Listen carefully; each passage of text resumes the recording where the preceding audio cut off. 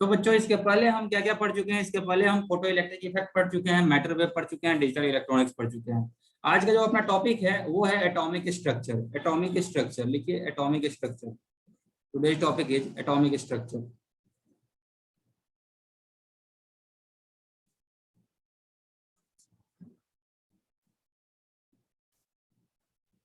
ठीक है। अब एटॉमिक स्ट्रक्चर देखो, ये भी बहुत ही सिंपल सा चैप्टर है और यहाँ से भी जो मार्क्स आपको मिलेगा ना वो बच्चों गिफ्ट ही मिलेगा। ठीक है, तो इसको भी अच्छे से कर लीजिए। यहाँ से एक या दो क्वेश्चन आप यहाँ से भी इजीली अपने कलेक्शन में रख सकते हैं। एक या दो क्वेश्चन तो आएगा। तो चलिए स्टार्ट करते हैं without wasting our time.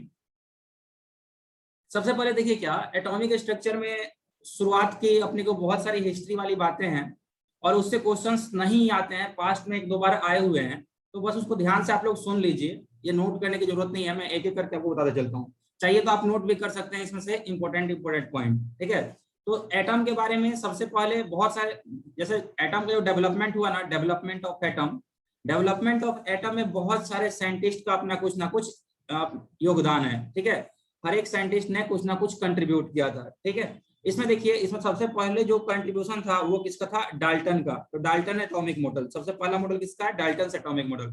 Dalton ने क्या बताया था? डाल्टन ने बताया था कि every element is made up of tiny individual particle called atom.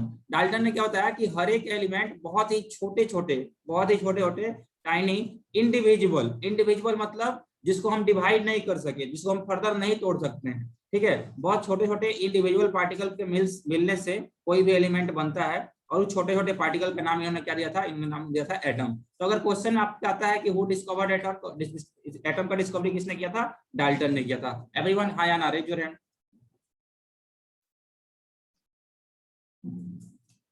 Okay, very good. उसके बाद फिर इन्होंने क्या बताया? तो उसके बाद इन्होंने बताया कि atom of same element are identical both in physical and chemical property.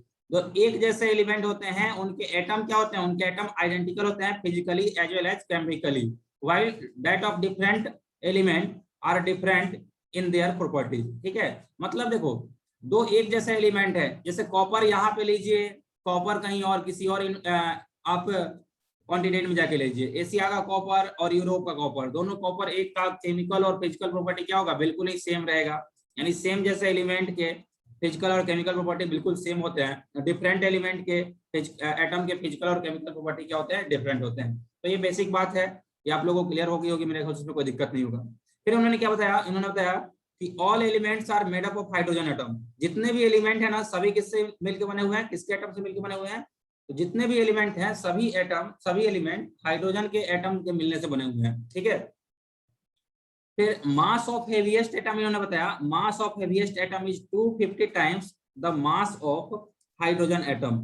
जो सबसे हेवी एटम है, जो सबसे हेवी एटम है, उसका मास जो है वो हाइड्रोजन एटम के कंपेयर में 250 टाइम्स है। ओके, तो ये देखो बच्चों, ये वाला जो पॉइंट है ये लिखने की आपको जरूरत नहीं है, इस पे क्वेश्चन तो नहीं बनेगा।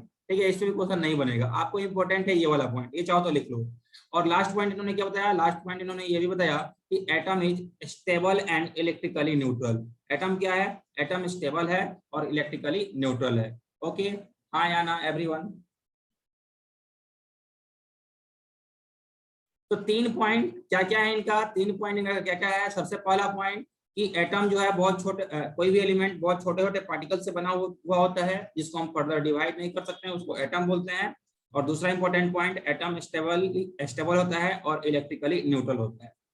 अब इनका जो मॉडल है वो फेल हुआ। क्यों फेल हुआ? आइए वो देखते हैं। Reason of failure, reason of failure of this model. ठीक है, तो क्या हुआ? After discovery of electron by J Thomson in 1897। ठीक है, थॉमसन ने क्या किया बच्चों? जे थॉमसन ने इलेक्ट्रॉन का डिस्कवरी किया। ठीक है, और इलेक्ट्रॉन के से डिस्कवरी हो गया तो ये अपने को क्लियर हो गया कि एटम को फर्दर तोड़ा जा सकता है। इलेक्ट्रॉन कहाँ से निकला था? एटम के अंदर से निकला था। इन्होंने क्या बताया था? इन्होंने बताया था कि एटम जो है इंडिविजुअल है। किसने? डाल्टन ने। और थॉमसन ने क्या प्रूव कर दिया? थॉमसन ने प्रूव कर दिया कि atom can be further broken into electrons. ठीक है ना, इसलिए इनका मॉडल क्या हो गया? फेल हो गया। एवरीवन हाँ या ना? डाल्टन मॉडल क्या था? डाल्टन मॉडल क्यों फेल हुआ? हो गया क्लियर। अब आते हैं इसके बाद, डाल्टन का मॉडल जब फेल हो गया तो अगला मॉडल जो एक्सिस्टेंस में आया वो था थॉमसन्स मॉडल। सो लिखिए next topic is Thomson's atomic model. Thomson's atomic model 8वीं क्लास से आप लोग पढ़ते आ रहे हैं। इसको प्लम फ्लोटिंग मॉडल भी बोलते हैं, प्लम फ्लोटिंग मॉडल भी बोलते हैं। ठीक है, इन्होंने क्या बताया, इन्होंने बताया atom is a positive charge solid sphere of radius 10⁻⁻10 metre. ठीक है ना, इन्होंने बताया कि एटम जो है एक पॉजिटिव चार्ज सॉलिड स्फीयर है, उस सॉलिड स्फीयर का रेडियस कितना है 10⁻⁻10 मीटर। ठीक है, यानी इन्होंने बताया कि एटम जो है वो एक पॉजिटिव चार्ज सॉलिड स्फीयर है। ये जो स्फीयर है, ये स्फीयर किसका है, ये पॉजिटिव चार्ज सॉलिड स्फीयर है, ये पॉजिटिव चार्ज पूरा सॉलिड स्फीयर है। In which electrons are embedded as seed in watermelon. जैसे मतलब बच्चों क्या होता है, वाटरमेलन में जैसे सीड अलग अलग रहते हैं ना, वैसे ही इस पॉजिटिव सॉलिड स्फीयर में अलग अलग नेगेटिव इलेक्ट्रॉन क्या है, इम्बेडेड है। कहीं कहीं नेगेटिव इलेक्ट्रॉन क्या है, इम्बेडेड है। और सॉलिड स्फीयर क्या है, पॉजिटिव है, इलेक्ट्रॉन्स क्या है, इलेक्ट्रॉन्स नेगेटिव हैं। तो ओवरऑल ये क्या बन जाता है, ओवरऑल ये न्यूट्रल बन जाता है। ओवरऑल क्या होता है, न्यूट्रल। मतलब जितना सॉलिड स्फीयर के पास पॉजिटिव चार्ज है उतना ही इलेक्ट्रॉन्स के पास क्या, इन्होंने बताया, नेगेटिव चार्ज है। इन्होंने सही क्या क्या बताया था, इन्होंने देखो सही ये बताया था कि साइज ऑफ एटम इन्होंने बिल्कुल सही मेजर किया था 10⁻⁻10 मीटर। रेडियस ऑफ एटम इन्होंने कितना बताया था, 10⁻⁻10 मीटर। ये बिल्कुल सही इन्होंने बताया था। ठीक है, अब देखिए और इन्होंने क्या बताया था, और इन्होंने बताया था कि एटम जो है ओवरऑल न्यूट्रल है, ये भी बिल्कुल सही था। ठीक है, अब इनका अचीवमेंट क्या था, थॉमसन के मॉडल के बेसिस पे क्या क्या चीज हम लोग एक्सप्लेन कर सकते हैं, ये देख लीजिए। Achievements of Thomson model. तो थॉमसन ने सक्सेसफुली एक्सप्लेन किया, explain successfully phenomenon of thermionic emission. Thermionic emission को इन्होंने क्या किया, सक्सेसफुली एक्सप्लेन किया। फोटो इलेक्ट्रिक इमिशन को भी इन्होंने क्या किया, फोटो इलेक्ट्रिक इमिशन को भी इन्होंने सक्सेसफुली एक्सप्लेन किया। और फोटो इलेक्ट्रिक आयनाइजेशन को भी इन्होंने सक्सेसफुली क्या किया, आयनाइजेशन को भी सक्सेसफुली क्या किया, एक्सप्लेन किया। तो तीन जो प्रॉपर्टी थे या तीन जो फेनोमेनन थे, कौन कौन से फेनोमेनन, तो थर्मोआयनिक इमिशन, गर्म करने पे मेटल के अंदर से इलेक्ट्रॉन निकलता है, उसको इससे इस बेसिस पे एक्सप्लेन किया जा सकता था। फोटो इलेक्ट्रिक इमिशन को भी इस बेसिस पे एक्सप्लेन किया जा सकता था, और आयोनाइजेशन को भी इसके बेसिस पे एक्सप्लेन किया जा सकता था। ठीक है, लेकिन चलिए देखिए ये मॉडल फेल कहाँ हुआ, ये फेल हुआ, failure of this model, it could not explain line spectrum of hydrogen atom. Hydrogen atom का लाइन स्पेक्ट्रम, एक्चुअली देखो क्या होता है हाइड्रोजन एटम में, आगे मैं आपको बताऊंगा कि जब भी इलेक्ट्रॉन का ट्रांजिशन होता है from higher orbit to lower orbit और from lower orbit to higher orbit, then for this process either some photon is required or some photon is emitted from atom। इसको क्या बोलते हैं, लाइन स्पेक्ट्रम बोलते हैं। तो जो थॉमसन का मॉडल था वो line spectrum of hydrogen atom को नहीं एक्सप्लेन कर पाया। फिर इन्होंने ये कहाँ फेल हो गए, तो it could not explain Rutherford's alpha particle scattering experiment. ठीक है, मतलब इनके मॉडल देने के बाद एक और साइंटिस्ट थे, कौन, रदरफोर्ड ने अल्फा पार्टिकल का स्कैटरिंग एक्सपेरिमेंट किया। ठीक है, अल्फा पार्टिकल स्कैटरिंग एक्सपेरिमेंट में क्या हुआ था, उन्होंने पाया था कि majority of part of atom is empty, जबकि इनका क्या कहना था, इनका कहना था एटम एक सॉलिड स्फीयर है पॉजिटिव चार्ज का। तो या तो ये सही होंगे या फिर रदरफोर्ड सही होंगे। रदरफोर्ड सही थे, इनका ये क्या हो गया, गलत हो गया। एवरीवन ये क्लियर है क्या, Thomson atomic model overview? Raise your hand अगर इतना क्लियर है तो, वेरी गुड, बहुत बढ़िया। चलो इसमें थोड़ा मैं फास्ट वे में करा रहा हूँ बच्चों की, इस पे क्वेश्चन आने के चांस कम रहते हैं। क्वेश्चन बोर्ड्स मॉडल से पूछते हैं, तो बोर्ड्स मॉडल को डिटेल में हम लोग पढ़ेंगे, इसको जल्दी जल्दी में हम लोग रिवाइज बस कर रहे हैं। ठीक है, इसके बाद क्या आया था, इसके बाद आया था रदरफोर्ड का atomic model, Rutherford's atomic model. दो मॉडल हमने पढ़ लिया है, सबसे पहले किसका पढ़ा, डाल्टन का, उसके बाद किसका पढ़ा, थॉमसन का। अब तीसरा हम किसका पढ़ने जा रहे हैं, तीसरा हम पढ़ने जा रहे हैं रदरफोर्ड का। रदरफोर्ड ने बच्चों अल्फा पार्टिकल स्कैटरिंग एक्सपेरिमेंट किया था। किस पे एक्सपेरिमेंट किया था, तो गोल्ड के फॉइल पे, गोल्ड के पत्ते पे उन्होंने क्या किया था, गोल्ड के पत्ते पे उन्होंने अल्फा पार्टिकल को गिराया था। जैसे मान लो ये पतला सा गोल्ड का फॉइल है, ये पतला सा गोल्ड का फॉइल है, इसके ऊपर किसी एक रेडियोएक्टिव मटेरियल से, यहाँ इन्होंने एक रेडियोएक्टिव मटेरियल रखा, इधर की तरफ लीड का ब्रिक लगाया था, यहाँ लीड का ब्रिक लगाया था, ताकि फाइन बीम बन सके इसका, अल्फा पार्टिकल का। और जब इस रेडियोएक्टिव मटेरियल से अल्फा रेज बाहर निकल रहे थे, तो इस रेज को इस गोल्ड फॉइल पे प्रोजेक्ट किया था, दिस इज गोल्ड फॉइल, इस गोल्ड फॉइल पे प्रोजेक्ट किया था। तो जब इन्होंने अल्फा पार्टिकल को गोल्ड फॉइल पे प्रोजेक्ट किया, तो उसका प्रोजेक्शन कुछ ऐसा मिला। मेजोरिटी ऑफ अल्फा पार्टिकल क्या चले गए, स्ट्रेट चले गए, अनडेविएटेड चले गए। मेजोरिटी जो है वो स्ट्रेट अनडेविएटेड चले गए, ठीक है। कुछ कुछ डिफ्लेक्ट हुए हैं और कुछ कुछ लार्ज एंगल पे डिफ्लेक्ट हुए हैं, और बहुत कम क्या हुआ है, बहुत कम अल्फा पार्टिकल 180 के एंगल पे डिफ्लेक्ट हो गए हैं, ठीक है। तो रिजल्ट्स ऑफ एक्सपेरिमेंट को आप एक एक करके पॉइंट वाइज लिख लीजिए, वो बेटर रहेगा। तो लिखिए results of alpha particle scattering experiment. Results of alpha particle scattering experiment, सबसे पहला पॉइंट लिखेंगे, majority of alpha particles passes undeviated through gold foil. Majority of alpha particles passes undeviated through gold foil, and that is possible when most part of atom remain hollow, and that is possible when most part of atom remain hollow. Majority of alpha particle passes undeviated, मतलब ज्यादातर जो alpha particle है वो बिना deviate किए मतलब straight निकल गए हैं। और स्ट्रेट कब वो निकलेंगे, ये कब पॉसिबल है, जब वहां पे जगह क्या है, खाली है। जैसे मान लो हमने क्या किया, विंडो खोल करके, अपने रूम में विंडो था, ठीक है, हमने विंडो खोला और विंडो खोल करके रूम से बाहर कुछ फेंका, तो वो इजिली रूम से बाहर चला जाएगा। क्यों, क्योंकि वहां पे खाली स्पेस है। लेकिन अगर विंडो क्लोज रहेगा, फिर हम कुछ थ्रो करेंगे तो वो रूम में ही रह जाएगा, ठीक है।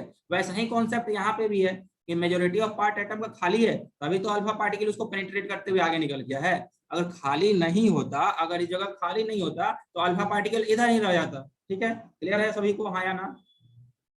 दूसरा पॉइंट इन्होंने क्या बताया, दूसरा पॉइंट इन्होंने बताया, few of alpha particle that is 1 in 8,000 deflects at angle larger than 90 degree even at 180 degree, ठीक है।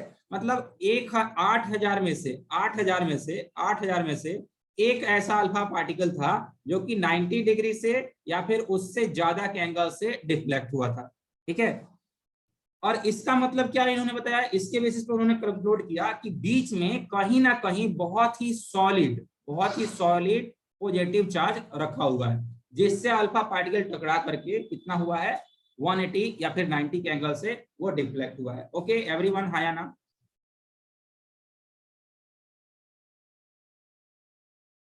सही बच्चे, रेज योर हैंड, ठीक है।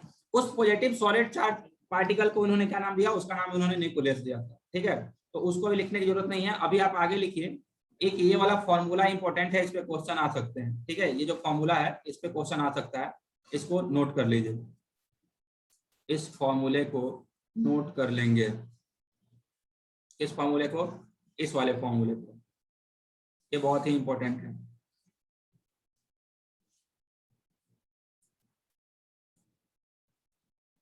इसको नोट कर लीजिए, इसके हर तरफ स्टार लगा लीजिए। इसमें क्या लिखेंगे, नंबर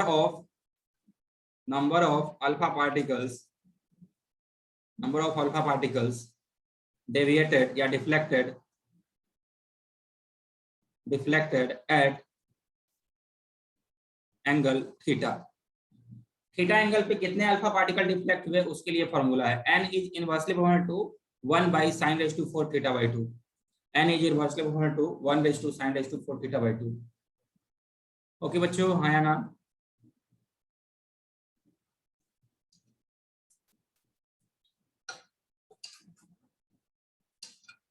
हो गया सबका, ये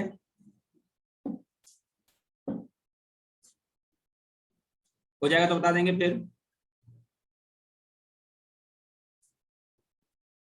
अब इसके बाद देखिए, इसके बाद ये वाला जो ग्राफ है ना, ये भी बहुत ही इंपॉर्टेंट ग्राफ है।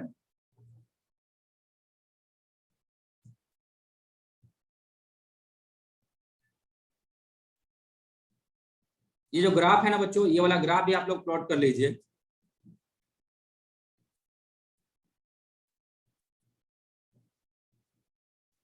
ये वाला ग्राफ, ये इंपॉर्टेंट ग्राफ है, इसको प्लॉट कर लीजिए। ये क्या बता रहा है, number of alpha particle scattering at angle theta. इसका ग्राफ कैसा रहा है, इसका ग्राफ हाइपरबोलिक आ रहा है।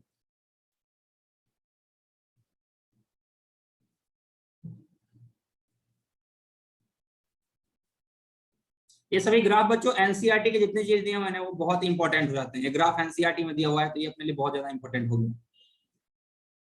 ठीक है। आई होप सबने ये लिख लिया होगा, अगर लिख लिया तो raise your hand. Very good. अब इसके बाद सीधे हम लोग आगे आएंगे, इसके बाद देखिए कहाँ चलेंगे।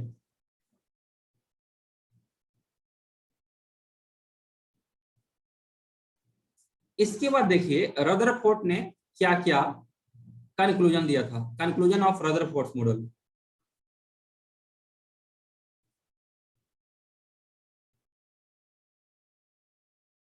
कंक्लूजन ऑफ या result of alpha particle experiment, alpha particle experiment. तो क्या क्या रिजल्ट आया देखिए, एक एक करके, बहुत इंपॉर्टेंट रिजल्ट्स हैं। The whole positive charge and almost whole mass of atom, ठीक है, रिमेन्स कंसंट्रेटेड इन न्यूक्लियस, ठीक है, of radius of order 10⁻⁻15 metre. इन्होंने क्या बताया कि जितना भी पॉजिटिव चार्ज है और पूरा मास एटम का है वो एक बहुत ही छोटे जगह पे पैक्ड है। उस छोटी जगह का इन्होंने नाम क्या दिया, न्यूक्लियस। इस छोटे जगह का नाम इन्होंने क्या दिया, न्यूक्लियस, NuCleus, न्यूक्लियस। और न्यूक्लियस के बारे में इन्होंने क्या, अब ये याद रखिए कि न्यूक्लियस को कौन डिस्कवर किया, nucleus is discovered by Rutherford, ठीक है। फिर इन्होंने न्यूक्लियस का साइज बताया, कितना साइज होता है, 10⁻⁻15 मीटर। इन्होंने क्या बताया कि 10⁻⁻15 metre, this is size of nucleus. Okay, हाँ या ना, सही बच्चे। फिर इन्होंने क्या बताया, नेक्स्ट पॉइंट इन्होंने बताया कि summation of positive on proton in nucleus and total negative on electron in various circular orbit, ये दोनों इक्वल हैं। इन्होंने क्या बताया कि अब देखो, पहला पॉइंट तो ये दे दिया, उसके बाद इन्होंने क्या बताया, सेकंड पॉइंट इसमें नहीं लिखा हुआ है, वो देख लीजिए। सेकंड पॉइंट था कि जो इनका पॉजिटिव चार्ज था वो तो सेंटर पे था ही, उसके बाद जो इलेक्ट्रॉन थे बच्चे, वो क्या रहे थे, इलेक्ट्रॉन अराउंड न्यूक्लियस मूव कर रहे थे। इलेक्ट्रॉन अराउंड न्यूक्लियस ऐसे रिवॉल्व कर रहे थे, इलेक्ट्रॉन अराउंड न्यूक्लियस ऐसे रिवॉल्व कर रहे थे, ठीक है। इलेक्ट्रॉन अराउंड न्यूक्लियस ऐसे रिवॉल्व कर रहे थे। और इन्होंने क्या बताया कि जितना टोटल चार्ज इलेक्ट्रॉन पे होता है उतना ही टोटल चार्ज कितना पे होता है, न्यूक्लियस के अंदर होता है। ये नेगेटिव चार्ज होता है, ये पॉजिटिव चार्ज होता है। तो इसके बेसिस पे इन्होंने क्या बताया कि एटम जो है इलेक्ट्रिकली क्या है, न्यूट्रल है। तो नेक्स्ट पॉइंट लिख लीजिए, नेक्स्ट पॉइंट लिखेंगे, मैं डिक्टेट कर रहा हूं, वो लिखिएगा। Electrons revolve around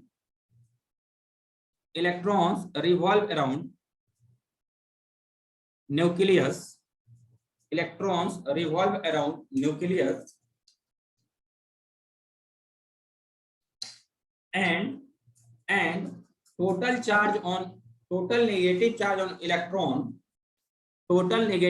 on electron equals to total positive charge inside nucleus, and total negative charge on electron equals to total positive charge inside nucleus. Okay, हाँ या ना, total negative charge on electrons equals to total positive charge inside nucleus. सही बच्चे बताएंगे हाँ या ना। बच्चों लिख लिया आपने तो raise your hand. Okay, very good. अगला एक और पॉइंट लिख लीजिए। Next point is necessary centripetal force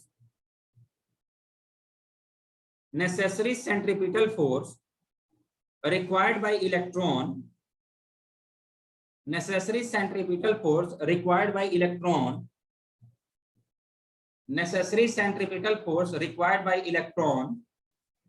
to revolve around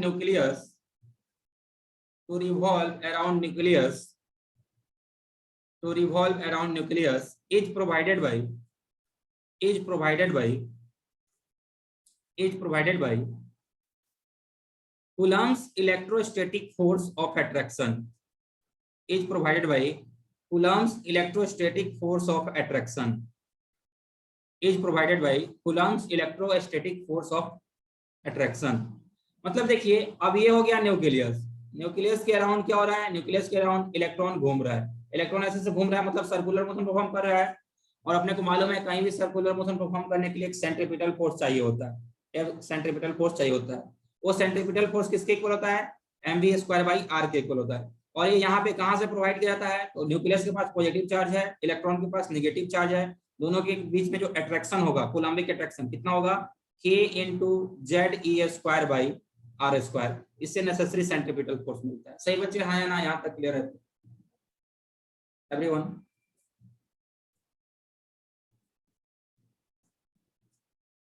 very good. अब इसके बाद देखिए, अब देखते हैं क्या कि रदरफोर्ड का मॉडल जो था वो फेल क्यों हुआ था।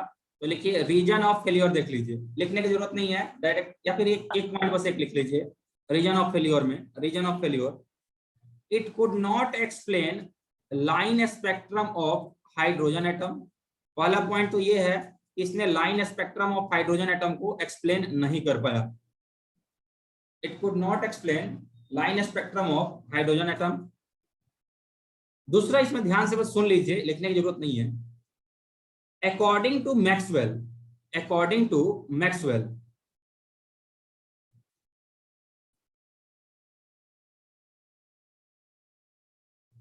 वेट कर लीजिएगा बच्चों थोड़ा,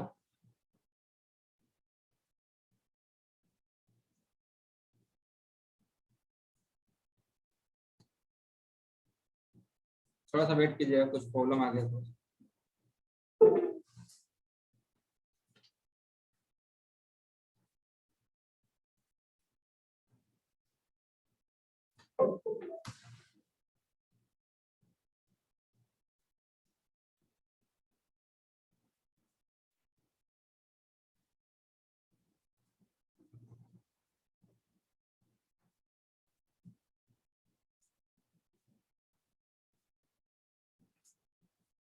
थोड़ा सा वेट कर लेंगे सही बच्चे, 2 मिनट।